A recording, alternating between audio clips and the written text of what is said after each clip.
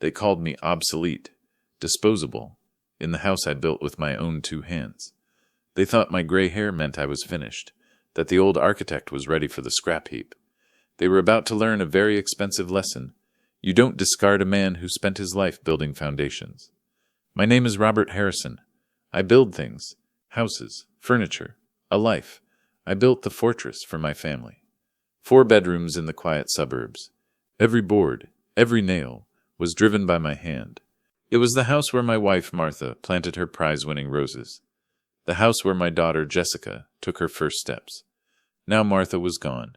The roses remained, and the silence in the house was heavy, suffocating. If you're listening to this story, subscribe to the channel and let me know where you're watching from. It helps more than you know. Let me back up and tell you how it all started. It wasn't a sudden storm. It was a slow, creeping frost that began on Thanksgiving. The house smelled like Martha, like her famous pumpkin pie, a recipe I had perfected in the years since she passed. Roasting turkey, cinnamon, and the faint hint of lavender she always wore.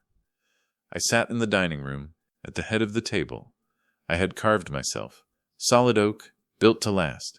My daughter Jessica and her husband Mark were across from me. The silence was heavy. When Martha was alive, Thanksgiving was loud, full of laughter and stories.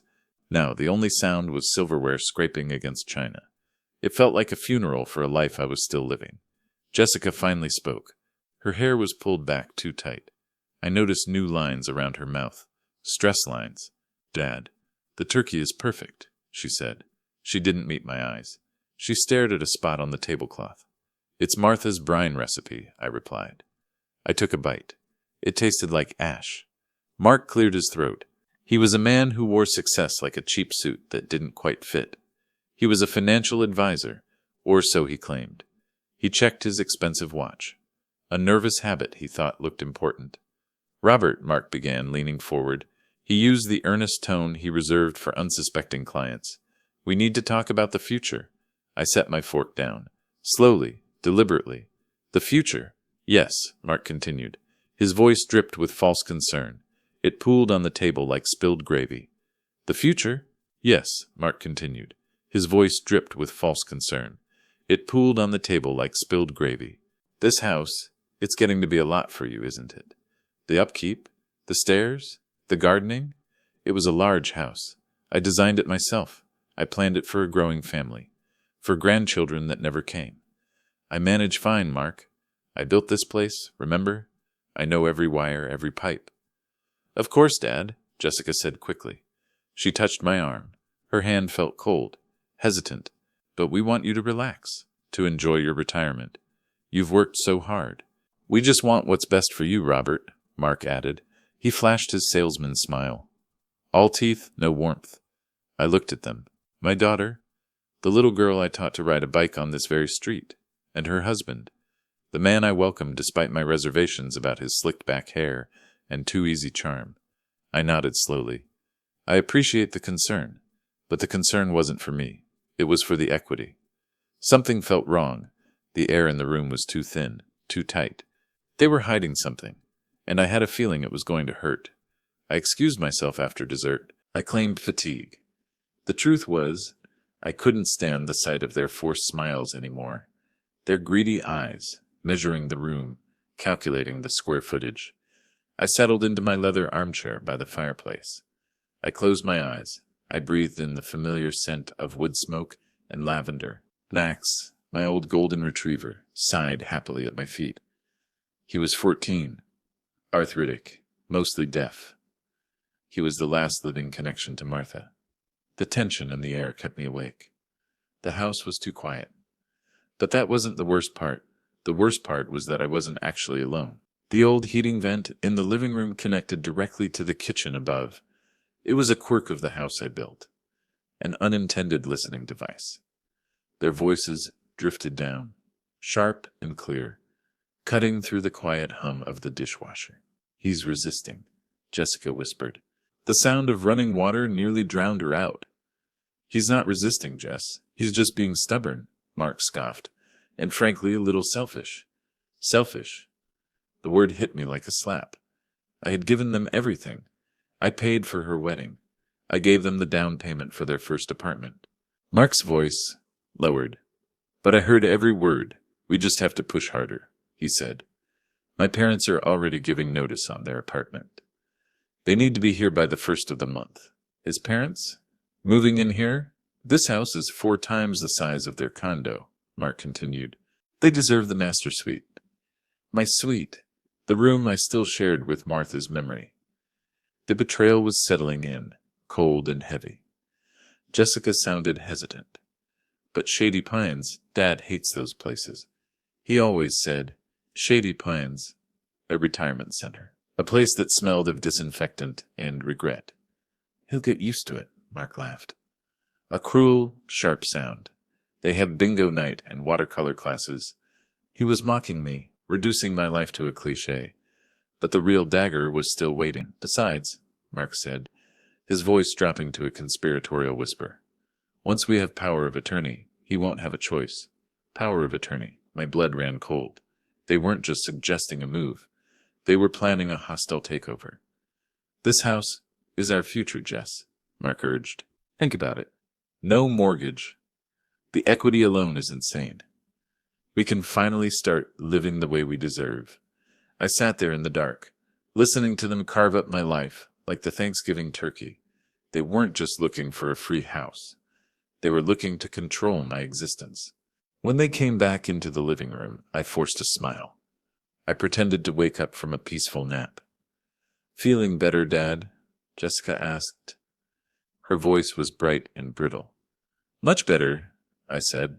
The lie felt heavy and bitter on my tongue. They beamed with fake affection. They thought I was a fool. An obstacle to be removed. I looked at my daughter. She smiled back. Lies. She always smiled when she lied. The invasion began the next morning. The warmth of the holiday faded quickly. It was replaced by a cold, calculated efficiency. Mark wasted no time. I came downstairs for coffee. I found Mark already in my study, the room where I kept my architectural drafts, my tools, Martha's collection of first edition novels. He was holding a long metal tape measure. He was examining the built-in bookshelves I had crafted myself. Solid oak. Took me weeks. Morning, Robert, he said without looking up. He snapped the tape measure shut. A loud click that echoed in the quiet room. He was erasing me, and he was enjoying it. These shelves, they're very dated, Mark announced, and they take up too much wall space. We're thinking a minimalist design, maybe floating shelves for my awards. His awards, in my study. I took a slow sip of coffee. My hands were steady. My voice was calm. I like these shelves, Mark. They hold a lot of memories, Mark chuckled. A condescending sound that grated on my nerves. Robert, you have to embrace change. Out with the old, right? He gestured around the room. This room gets great morning light. Perfect for my office. He didn't ask. He just assumed. He spoke as if the house was already his. A resource to be exploited. I clenched my fists. My nails dug into my palms. I said nothing. The silence was a shield, hiding the growing anger beneath the surface. If he thought I was just going to roll over, he was sorely mistaken. I let him think he was winning. That silence was my greatest weapon. A few days later, the erosion of my life continued. Jessica started boxing up the living room. She began with the small things, the porcelain figurines Martha collected on our travels, the framed photos of our wedding, the silver candlesticks from her parents. It felt like she was packing up my soul. Just decluttering, Dad, she said when I walked in. She was wrapping a delicate glass bird in newspaper. Her movements were quick, jerky. The house is so full. We need to make space. Space for them, not for me. Your mother loved those birds, I said softly. I picked up a small bluebird. Martha had found in a little shop in Venice. The memory was sharp, painful. Jessica paused. Her eyes flickered with something that might have been guilt. Her fingers trembled. But then Mark walked in, and the moment vanished. Hey, speed it up, Jess, he barked. He checked his expensive watch, again. We need this space cleared out by the weekend. My parents are coming over for a tour. Jessica flinched. She quickly taped the box shut. The guilt was gone, replaced by anxious compliance. She was his puppet, dancing on strings of obligation and fear. She was choosing him, over me, over her mother's memory. The insults became less subtle, the attacks more brazen. Mark started complaining loudly about the outdated kitchen, the weighted space in the backyard where Martha's roses grew, the drab color of the walls. He criticized the craftsmanship. Craftsmanship. This banister is loose, he said one afternoon. He shook the solid oak railing I had carved myself. The intricate ivy pattern took me months to complete. We'll need to replace it. Safety hazard, he declared. It wasn't loose. It was solid as the day I built it. He was just erasing me. Piece by piece, dismantling my history. My legacy. He wanted nothing left of me in this house. I gripped the railing, my knuckles white. I stayed silent, but the rage was building. A slow burn beneath the surface. Then came the brochures. They appeared on the coffee table, glossy pamphlets featuring smiling seniors playing shuffleboard, golden meadows, sunset vistas, and, of course, shady pines. We thought you might want to look these over, Jessica said. She avoided my gaze. They have some lovely amenities, and they're so safe. Safe. The word they used when they wanted to put you away, in a box. Underground. I picked one up. The rooms looked like hospital wards. Sterile. Impersonal. They look efficient, I said. I dropped the brochure back on the table as if it were contaminated. The pressure mounted daily, a constant weight on my chest. It was hard to breathe. The house didn't feel like home anymore. It felt like a prison. They thought they had me cornered. They were about to realize they were the ones trapped. The weekend arrived, and with it, the inspection team, Mark's parents, Gerald and Linda. They arrived in a shiny new Lexus, the kind of car people buy when they want to impress neighbors they don't even like. Gerald was loud, boisterous, a booming voice that filled the room. He wore a gold chain that nestled in his chest hair. Linda was thin, sharp-featured. Her eyes darted everywhere, assessing the value of everything she saw. She clutched her purse like a weapon. They didn't greet me. They didn't even acknowledge my presence.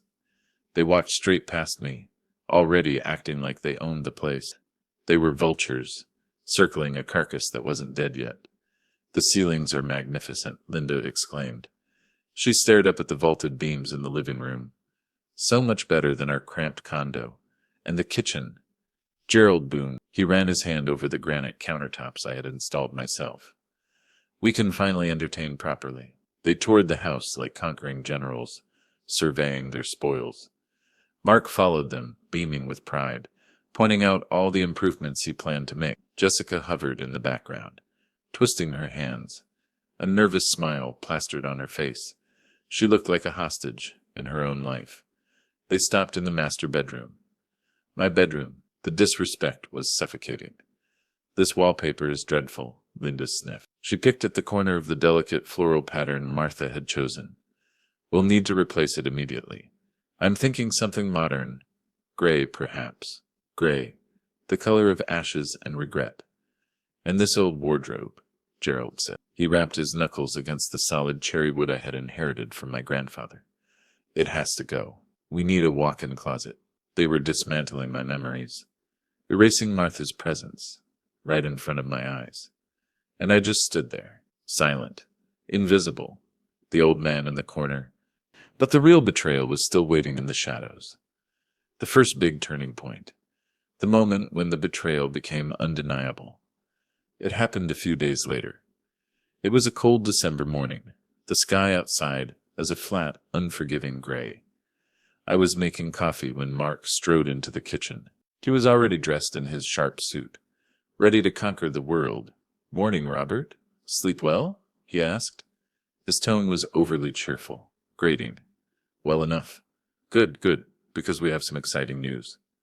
He slapped a sheaf of papers down on the counter, right next to the sugar bowl. It wasn't brochures this time. It was something far worse.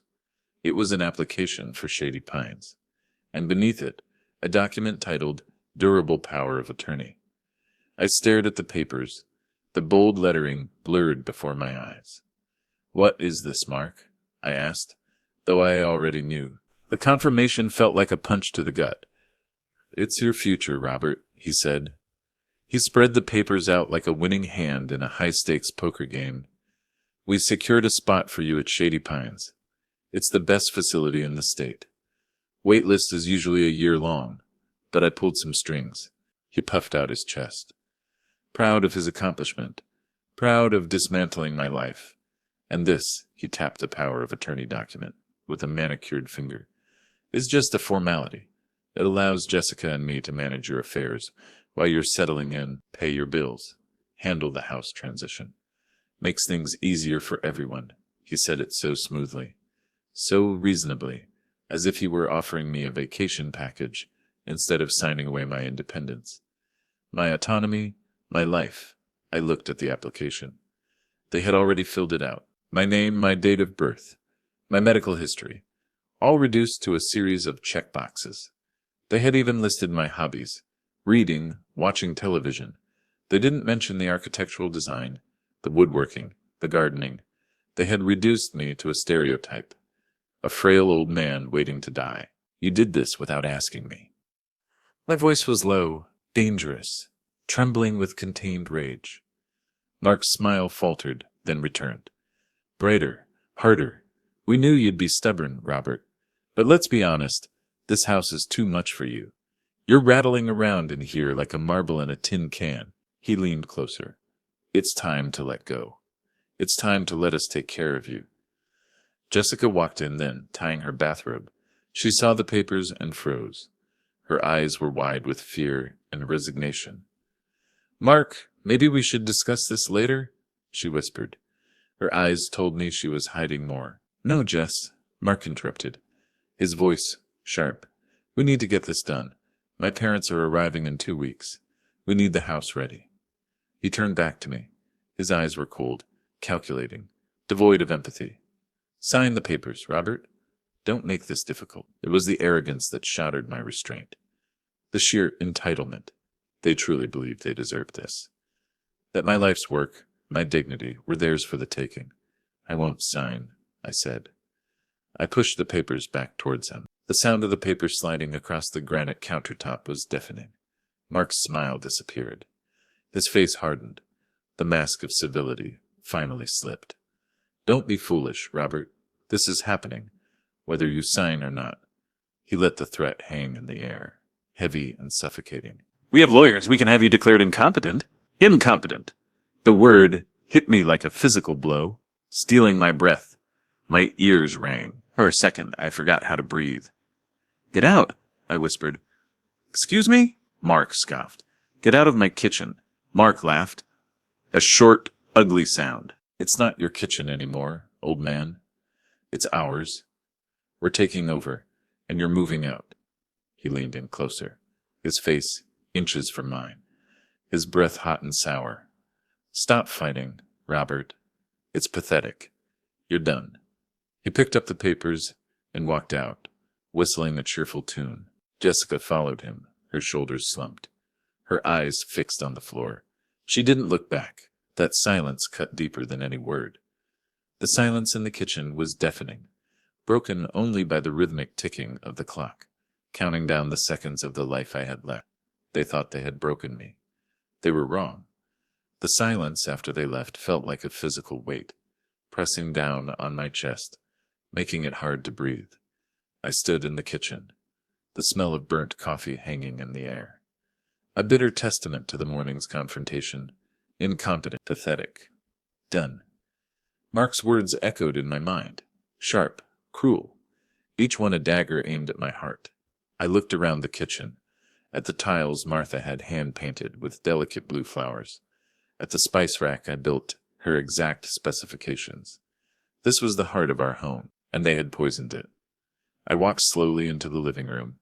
The boxes were stacked high, monuments to my erasure. My life neatly categorized and sealed away, ready to be discarded. A wave of profound exhaustion washed over me. Maybe they were right. Maybe I was just a stubborn old man clinging to the past, afraid of the future. Maybe it was easier to just give up, to let them have the house, to fade away quietly in a sterile room at Shady Pines.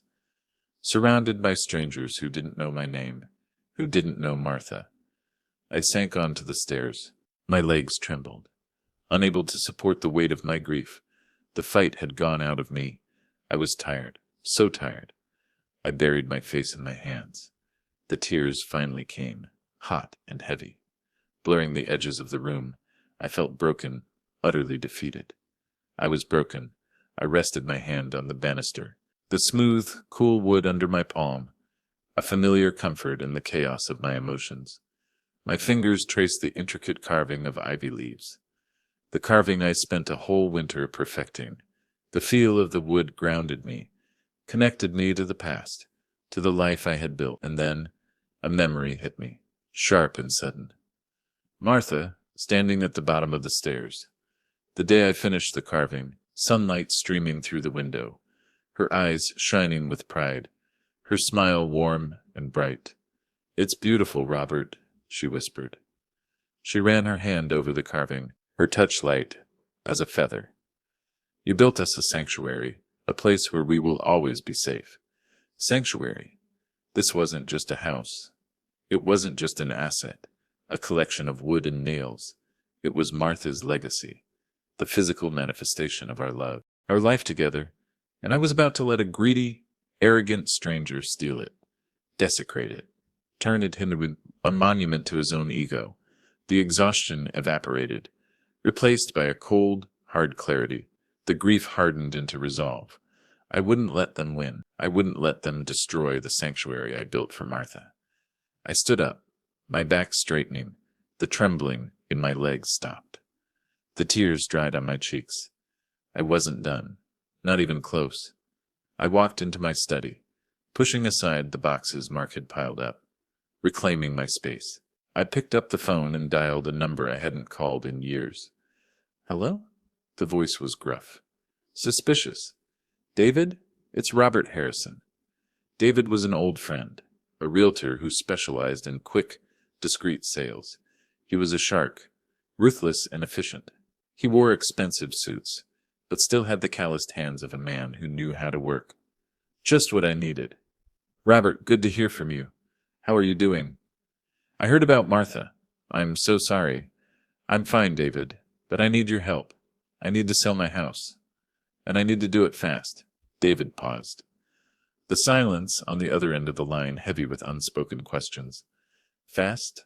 Robert, the market is good, but a house that size. You should take your time. Maximize the value." "I don't care about the value. I care about the timing," I said. My voice was firm. "I need it sold within a week. Cash offer, no contingencies. And David, it has to be absolutely silent. No signs, no listings. Complete discretion. A week? That's aggressive," David admitted. "But I have some investors who might be interested." "Are you sure about this, Robert?"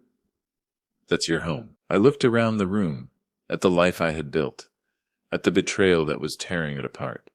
It was my home. Now it's just a house, and I want them out. The plan was in motion, but I needed more ammunition.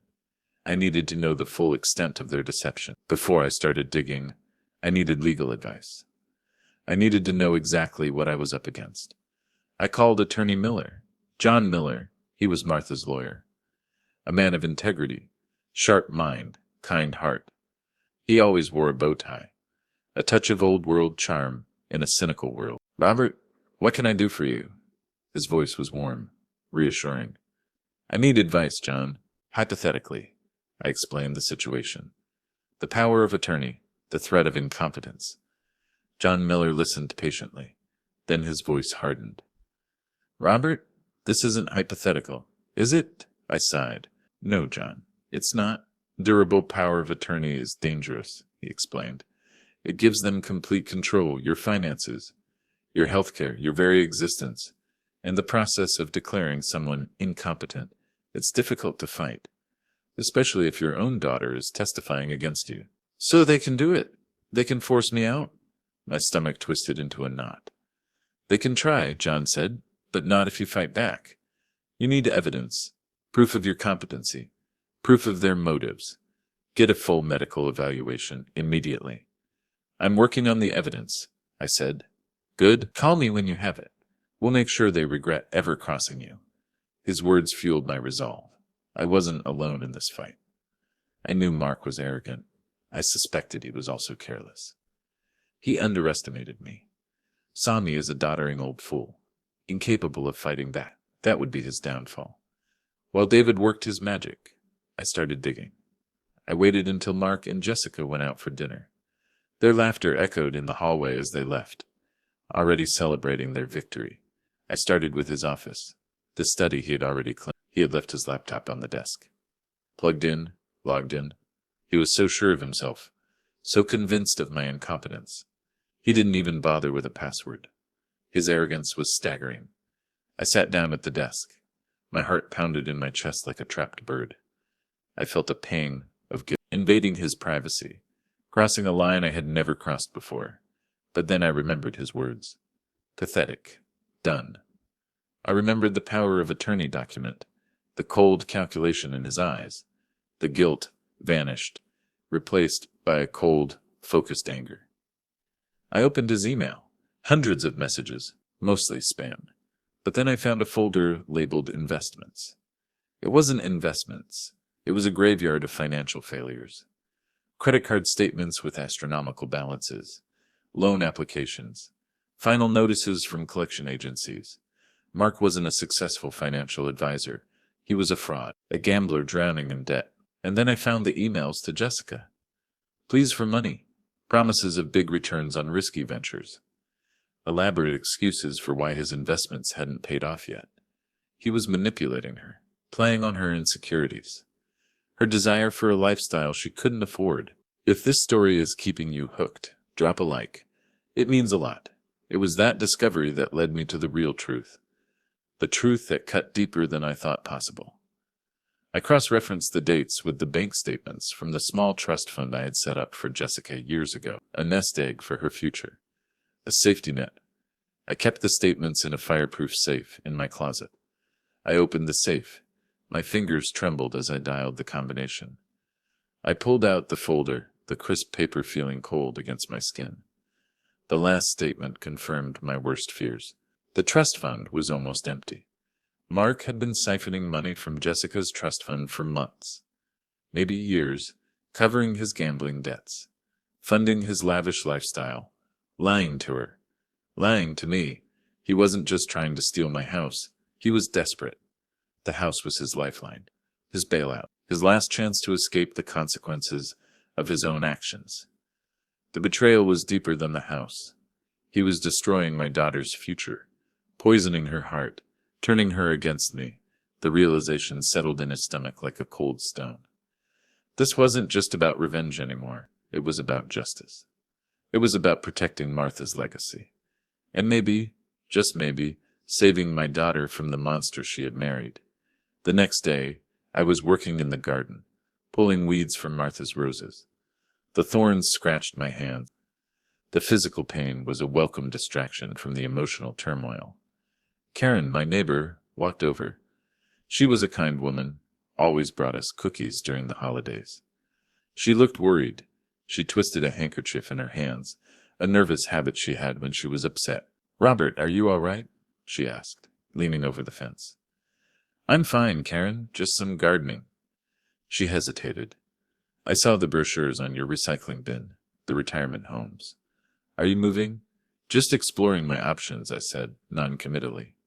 Karen lowered her voice. "Robert, I need to tell you something." I didn't want to interfere, but she glanced towards the house, fear flickering in her eyes. A few weeks ago I saw Mark in the driveway. He was talking to some men, very rough-looking men, loan sharks. The realization hit me like a ton of bricks. "They were arguing," Karen continued, wringing her hands. "Mark looked scared, really scared. He gave them an envelope, full of cash." "Did you hear what they said?" I asked, my heart pounding. One of them said, "You have until the end of the month, or we start breaking things.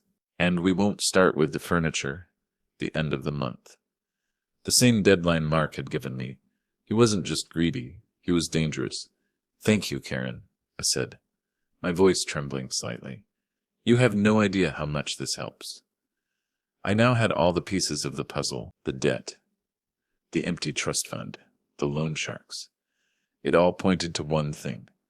Mark was a desperate man, and desperate men make mistakes. I was counting on it.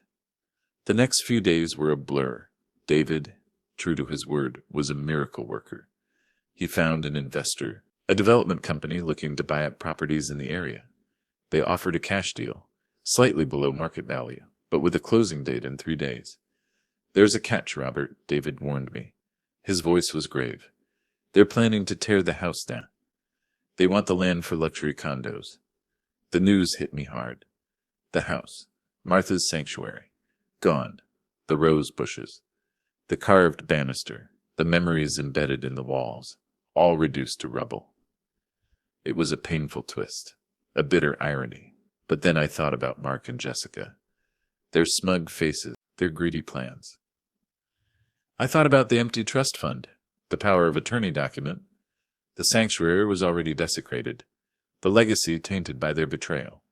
Better to let it die a clean death than be slowly poisoned by their presence. "Accept the offer," I said, my voice cold and steady. While the paperwork was processed, I continued to play the role of the defeated old man. I let Mark boss me around, let Jessica pack up my belongings.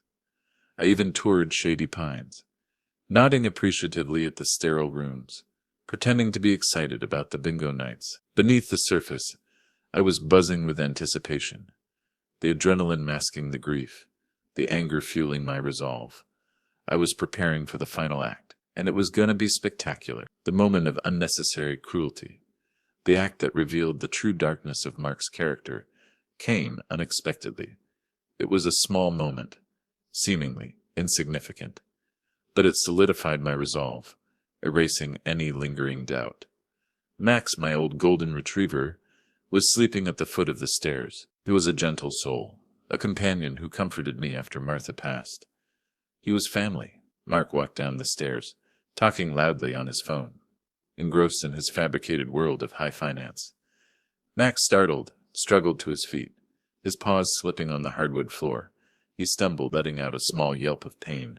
As his hip twisted awkwardly, Mark stopped, glaring at the dog as if he were a stain on the carpet, an inconvenience in his perfect world. "Watch it," he snapped.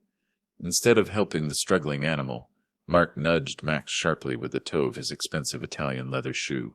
Not a gentle nudge, a swift, painful kick to the ribs.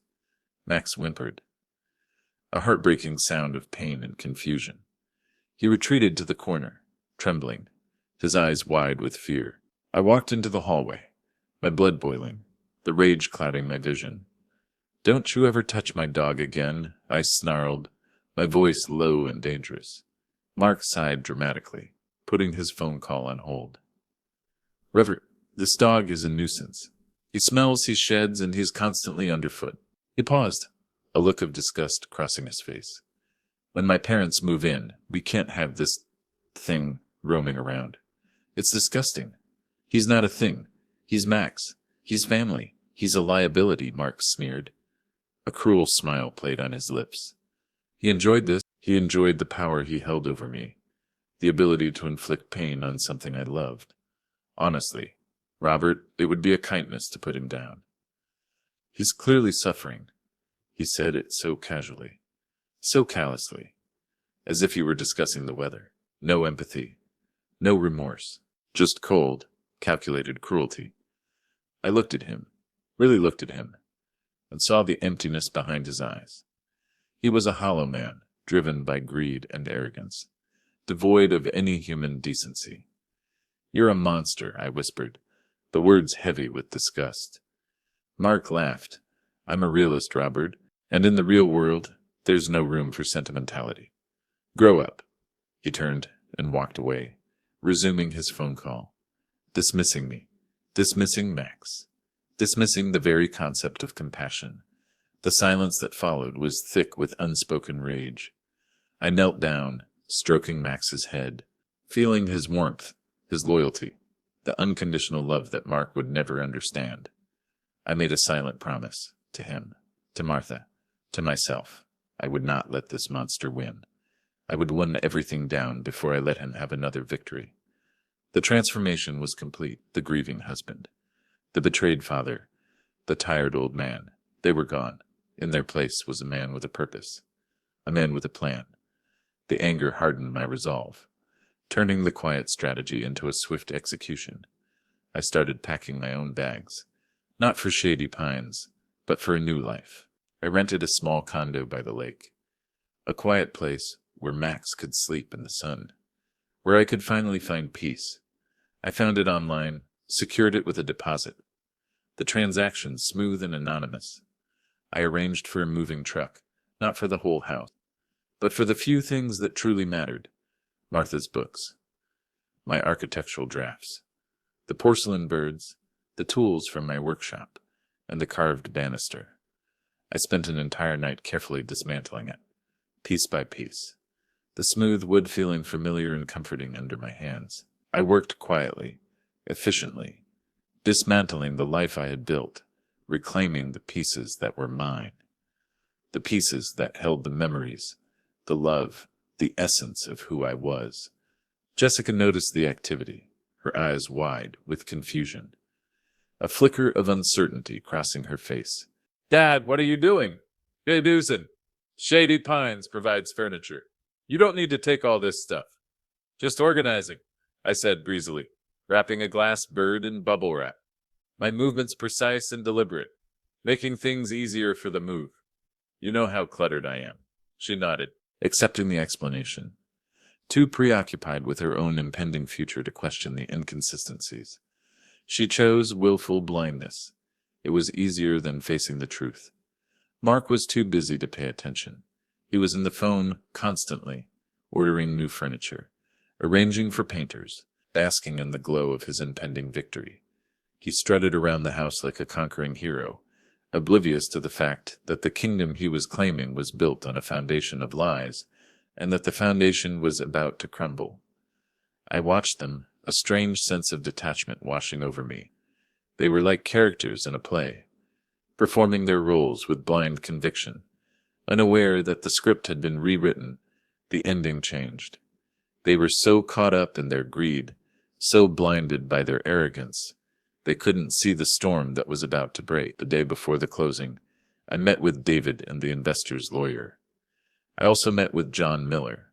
I presented the evidence, the emails, the bank statements. He prepared the documents I needed. Then I signed the sale papers, the pen feeling heavy in my hand, the ink sealing the fate of the house I built. The life I had lived, the house was officially sold.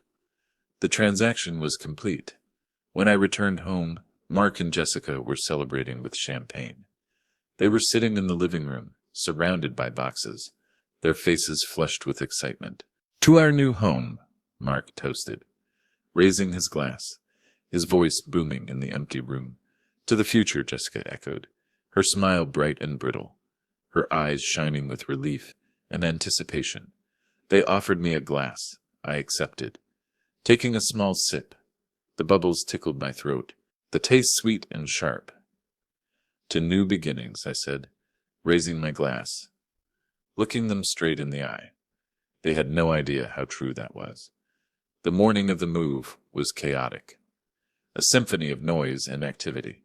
The moving truck arrived at 8 a.m. sharp, a large, imposing vehicle that blocked the driveway. Mark and Jessica were already dressed, their bags packed, ready to escort me to Shady Pines. Their duty done, their prize secured. Mark was supervising the movers, barking orders, treating them like servants, his voice laced with arrogance. "Be careful with that box. That's fragile. And don't scratch the floor." Jessica was fluttering around the kitchen, making coffee, her hands trembling with anticipation, a nervous energy radiating from her. I sat in my armchair, the one they hadn't managed to move yet, Max at my feet, watching the spectacle unfold. I was calm, serene, the eye of the storm. The movers loaded the last of the boxes. The house was almost empty, echoing with the ghosts of the past, the memories lingering in the air like the faint scent of lavender. Mark strode into the living room, clapping his hands together, the sound sharp and final. All right, Robert, it's time. He held out his hand, expecting me to take it, to let him lead me away. Compliant and defeated. I didn't move. Time for what, Mark? I asked, my voice calm, steady, echoing in the empty room. Time to go to Shady Pines, your new home. The car is waiting. Oh, I'm not going to Shady Pines, I said softly, stroking Max's head. Mark froze, his smile faltering, a flicker of confusion crossing his face. What are you talking about? Don't start this again, Robert. The decision is made. I'm going to my new condo by the lake. It has a lovely view, and they allow dogs. Jessica stepped forward, her eyes wide with confusion, her voice trembling. Dad, what do you mean we have the application? The deposit is paid. You're supposed to. I didn't sign it, I interrupted, pulling the unsigned power of attorney document from my pocket. I held it up, the paper stark white against the backdrop of the empty room, and then slowly, deliberately, I tore it in half. The sound of the ripping paper echoed in the silence. Mark's face turned pale, the color draining from his cheeks. But the house. My parents, they're arriving this afternoon. They sold their condo. They'll need to find somewhere else to live, I said, standing up, my legs steady, my gaze fixed on his. Because this house is no longer mine. Just then, a sleek black car pulled into the driveway, crunching on the gravel. A man in a sharp suit stepped out, holding a clipboard and a set of keys. This was Mr. Davis, the property manager. He carried a silver pen, clicking it nervously. Mr. Robert Harrison? He asked, looking at me, his expression polite but firm. That's me. I'm Mr. Davis, the property manager for the new owners. I'm here to do the final walkthrough and confirm the property is vacant. Mark stared at him, his mouth hanging open, his eyes wide with disbelief. New owners? What new owners? There must be some mistake. The house was sold 3 days ago, I said, handing the keys to Mr. Davis, to a development company. I paused, letting the words sink in. They're tearing it down next week. Tearing it down. The words hung in the air, heavy and final. Mark's face turned an ugly shade of red. His features contorted with rage. You can't do that. This is our house. We had an agreement. He turned to Mr. Davis, pointing a shaking finger at me. He's old. He's confused. He's incompetent. Am I? I pulled the envelope John Miller prepared from my pocket and handed it to him. This is a letter from my lawyer and a full medical evaluation proving my competency. I paused, letting the words sink in. It also includes the bank statements from Jessica's trust fund, the empty trust fund. Mark snatched the envelope, his hands shaking. He read the letter, his eyes bulging with rage and fear. He looked at Jessica, the accusation hanging in the air between them. Jessica burst into tears, the reality of the situation finally hitting her. The lies, the manipulation, the betrayal, all exposed. Mark, what did you do? She whispered, horrified. The money, you said it was invested. Lies. He always smiled when he lied. Mark ignored her, his gaze fixed on me, his eyes blazing with hatred. You manipulative old bastard! You set us up. He lunged at me. His fists clenched. Davis stepped between us, his expression calm but firm. Sir, you are trespassing. You need to leave the premises immediately, or I will call the police. Where are we going to live? Jessica cried, her voice choked with tears. We have nowhere to go. I looked at my daughter, the little girl I loved more than life itself, the woman who stood by while her husband destroyed me. You made your choice, Jessica, I said, my voice softening, the grief washing over me. You chose him over me. You stood by while he dismantled my life, while he treated me with contempt, while he stole your future. I picked up Max's leash. He stood up, wagging his tail, eager to leave this house of ghosts and broken dreams. I walked out the door, leaving them standing in the empty hallway, surrounded by the ruins of their greedy dreams. My legs shook, but I didn't stop, not this time. As I pulled out of the driveway, I looked in the rearview mirror. Mark was screaming at Mr. Davis, his face contorted with rage. Jessica was sitting on the curb, surrounded by boxes, sobbing, her head in her hands. The phone in my pocket started buzzing. Jessica, I ignored it. It buzzed again. Mark, and again, and again. I drove away, the sound of the buzzing phone a symphony of their desperation, their defeat. The silence in the car was peaceful, a balm to my wounded soul. I looked in the rearview mirror, watching the house disappear from view. A chapter of my life was closed. The fortress had fallen, but the king had survived. I drove for hours, heading north, towards the lake. The sky was clear, the sun shining brightly, the road ahead open and endless. When I arrived at the condo, the air was crisp and clean. The lake sparkled in the afternoon light, the water lapping gently against the shore. I unpacked the few belongings I had brought with me, Martha's books on the shelf, the porcelain birds on the innsill, the carved banister leaning against the wall, a reminder of the strength I didn't know I had, the resilience of the human spirit. I sat on the balcony, Max at my feet, watching the sunset paint the sky in shades of orange and purple. My phone buzzed again, 77 missed calls. I picked it up, looking at the screen. Jessica's name flashed across it. I felt a pang of sadness, a deep sense of loss. I had lost my daughter, not to death, but to greed, to manipulation, to the choices she had made. I turned off the phone and put it in a drawer. I knew there would be consequences.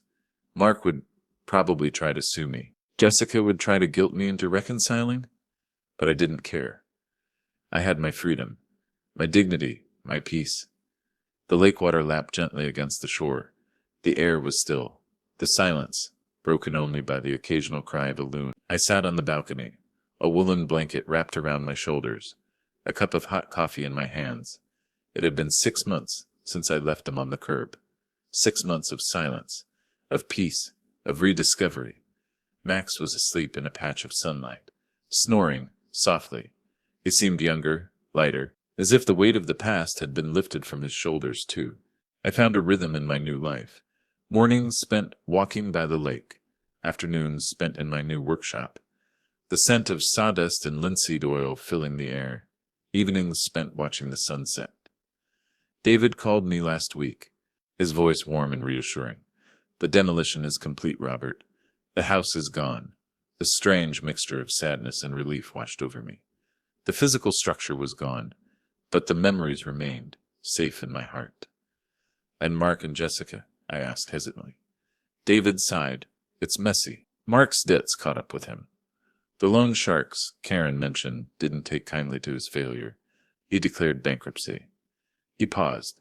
Gerald and Linda had to move into a small rental. Apparently their condo sale fell through after the chaos. They blame Mark for everything. Mark and Jessica are divorced. And Jessica? She's struggling. She's working 2 jobs, living in a cramped apartment. She asked for your number, Robert. I paused, the silence stretching between us. I thought about the coldness in her eyes, the silence when I needed her support, the betrayal. I'm not ready, David. Maybe someday, but not yet. I understand. Robert, you take care of yourself. I hung up the phone, the silence of the condo enveloping me, comforting and peaceful. I looked at the photograph of Martha had placed on the mantelpiece. She was smiling, her eyes shining with love. We did it, Martha, I whispered. We protected our sanctuary. I picked up a piece of driftwood I had found on the beach, the smooth, weathered wood warm in my hands. I took out my carving tools, the familiar weight comforting. I started to carve, the sharp blades slicing through the wood, revealing the hidden beauty within. I wasn't done. I was just beginning. I smiled, a genuine peaceful smile, and continued to carve, the sound of the blade against the wood, a testament to my survival, my strength, my freedom. I was scarred, yes, but I was unbroken, and that was enough. Thanks for listening. Please rate our story in the comments. If you enjoyed it, don't forget to subscribe. Your support means a lot, because your ride matters.